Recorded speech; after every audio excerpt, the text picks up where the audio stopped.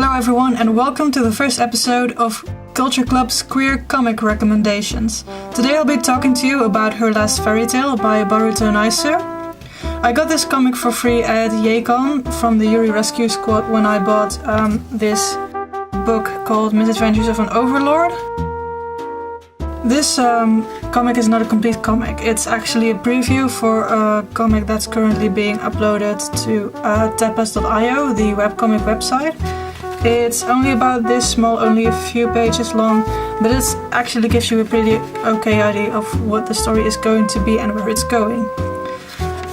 We started the comic on a cold open with the knight girlfriend and the princess girlfriend running from a bunch of enemies, and the magical princess girlfriend makes a forest golem and they beat the enemy and they run into the sunset.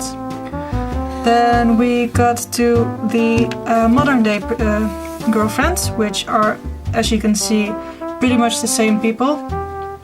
The storyteller girlfriend obviously writes these stories about themselves in fantasy settings. It's revealed that the storyteller girlfriend is ill and that she should have been in bed and that she should have been resting, but the other girlfriend kisses her anyway.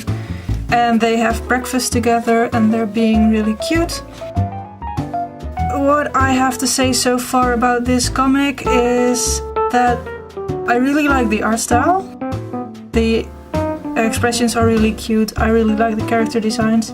They're very unique and they're very easy to pick out of a bunch of different anime characters, whereas usually there would be more generic waifu characters thrown in there. I also really like the premise with the two different worlds going on at the same time, which is pretty much the opposite of what stories like Konosuba and ReZero and Log Horizon are doing, where they go into a fantasy world and they don't switch out with the real world very much. This switches between fantasy and real world twice, because we start the comic in fantasy, then we go to the real world, and then we end the comic in fantasy. So far I think it's really cute and lighthearted. I'm not sure how long it will stay that way because of the main character girl, who is the storyteller and the magical princess, being not implied, because she is ill. It could definitely take a turn for the dramatic. I'm not sure where the author will be going with that.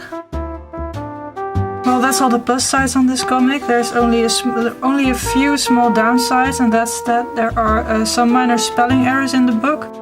Some sentences don't flow quite right, but that may have been edited out in the digital version. And my other really big con is that it cuts off in the middle of a conversation between the princess girlfriend and the blacksmith.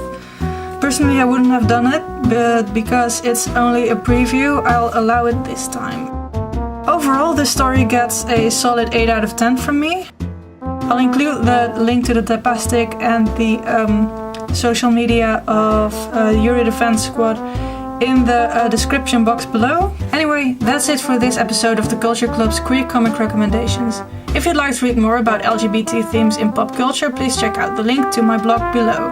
I hope to see you there or in the next episode. Goodbye!